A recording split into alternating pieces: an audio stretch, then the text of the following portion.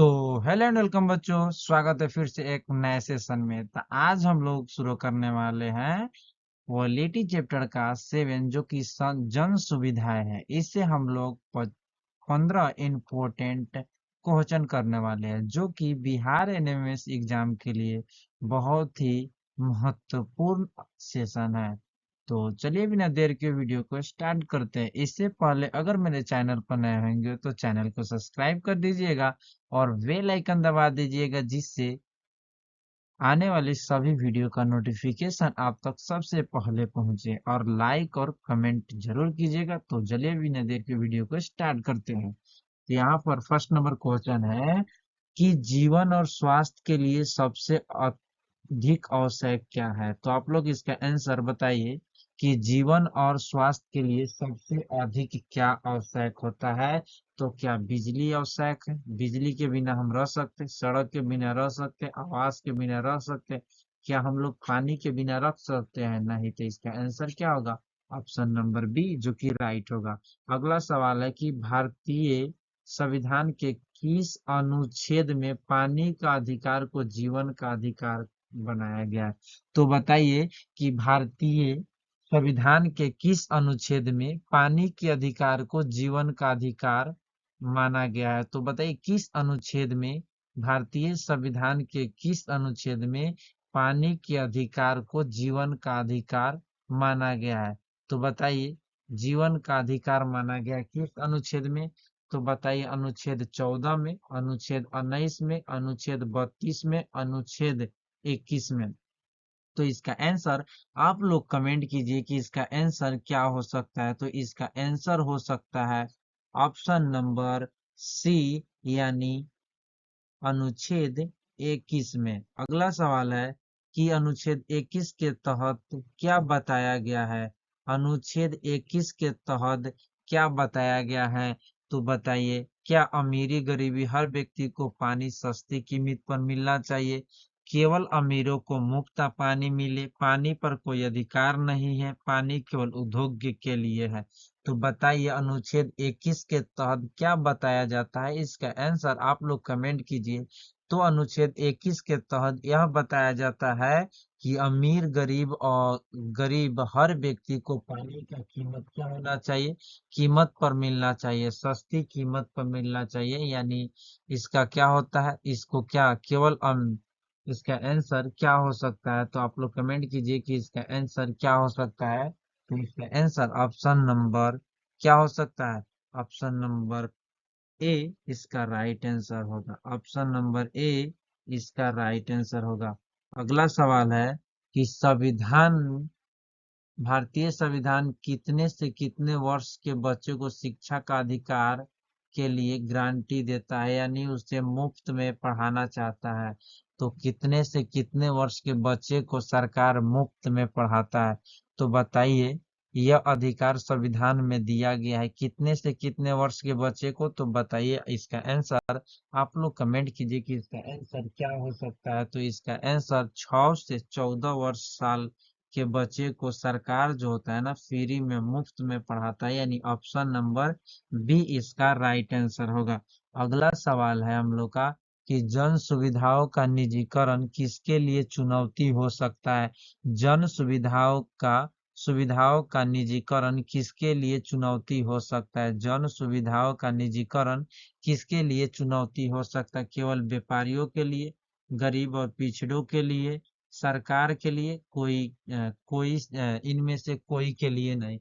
तो बताइए इसका आंसर क्या हो सकता है। तो हम लोग जानते हैं कि इसका आंसर क्या हो सकता है। तो इसका आंसर हो सकते हैं गरीब लोग, निर्धर लोग, पिछड़ा वर्ग के लोगों के लिए जो जन सुविधा का निजीकरण चुनौती हो सकता है। ऑप्शन नंबर बी इसका राइट आंसर हो जाएगा।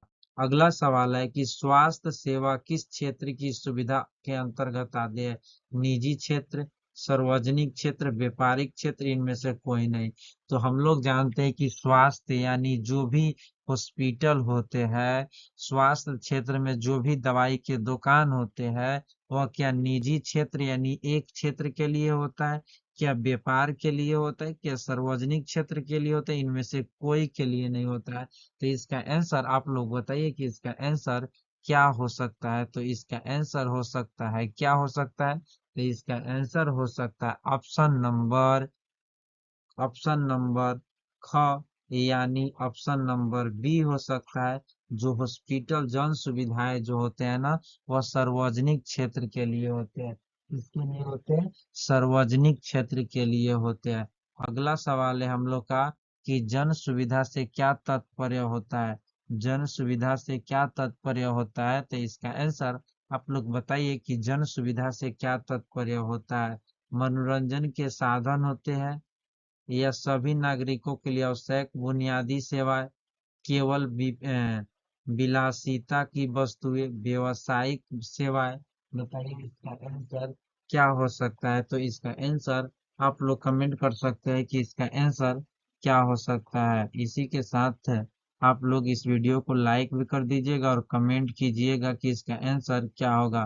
तो आप लोग कमेंट कीजिए कि इसका आंसर क्या होगा। आप लोग के पास 2 सेकेंड का टाइम मिलता है। आप लोग बताइए इसका आंसर क्या हो सकता है। तो आप लोग कमेंट कीजिए कि इसका आंसर क्या हो सकता है। तो इसका आंसर ऑप्शन नंबर क, यानी सुविधा का अर्थ होता है कि सभी नागरिकों के लिए आवश्यक सेवाएं जो है ना, सभी लोगों को मिले। जो सेवाएं जो है ना, वह सभी लोगों को समान मात्रा में मिले, सभी लोगों को समान मात्रा में मिले। यही इसका क्या है, आंसर है। अगला जो होगा ना, अगला क्वेश्चन है हम लोग का कि जन सुविधा शब्द में जन का अर्थ क्या होता है। जन सुविधा शब्द में जन का अर्थ क्या होता है। जन सुविधा शब्द में जन का अर्थ क्या होता है। तो बताइए आप लोग इसका आंसर क्या होगा। जन सुविधा में जन का अर्थ क्या होता है। जन सुविधा में जन का अर्थ क्या होता है। तो हम लोग जानते हैं कि जन सुविधा में जो जन का अर्थ क्या, सरकार होता है, लोग होता है, गांव होता है, स्वास्थ्य संस्था होता है। तो जन सुविधा में जो जन का अर्थ होता है वह लोग या जनता होता है। क्या होता है, लोग या जनता। ऑप्शन नंबर बी इसका राइट आंसर होगा। अगला सवाल है कि जल आपूर्ति में बड़ी समस्या मुख्य कारण से क्या है। एक क्या है, जल आपूर्ति में मुख्य कारण से क्या स्रोत हो सकता है। क्या स्रोत हो सकता है, आप लोग बताइए कि इसका आंसर क्या हो सकता है। जल आपूर्ति में बड़ी समस्या के मुख्य कारण में से एक क्या है। मुख्य कारण में से एक क्या है, क्या अधिक वर्षा, शुद्ध जल की अधिकता, या अवैध कनेक्शन। क्या हो सकता है इसका आंसर, इनमें से कोई नहीं। तो इसका आंसर क्या हो सकता है, आप लोग बताइए कि इसका आंसर क्या हो सकता है। तो इसका आंसर ऑप्शन नंबर सी, यानी सॉरी, ऑप्शन नंबर ए होगा इसका आंसर। अवैध कनेक्शन के मतलब होता है कि अधिक जो होता है ना, आपूर्ति के लिए बड़ी समस्या, यानी जल पूरा ना हो इसके लिए क्या है। मगर अगर जो होता है कहीं कहीं पर लोग जो होते हैं अधिक मात्रा में जल का उपयोग करते हैं ना, वही जो होता है ना अवैध कनेक्शन जो होता है। अगला सवाल जो है हम लोग का, पानी आपूर्ति का मुख्य स्रोत क्या होता है। पानी आपूर्ति का मुख्य स्रोत क्या हो सकता है। तो बताइए, कारखाना, सड़क, विद्यालय, नदी, झील।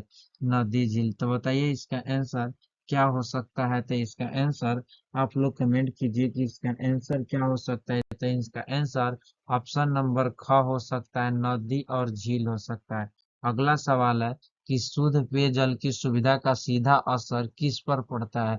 शुद्ध पेयजल की सुविधा का सीधा असर किस पर पड़ता है। तो बताइए इसका आंसर क्या हो सकता है। इसका आंसर क्या हो सकता है। शुद्ध पेयजल की सुविधा का सीधा असर किस पर पड़ता है। क्या स्वास्थ्य पर, वाहन पर, यातायात पर, वस्त्र पर, तो किस पर पड़ता है। तो ऑप्शन नंबर ए कि स्वास्थ्य पर पड़ता है।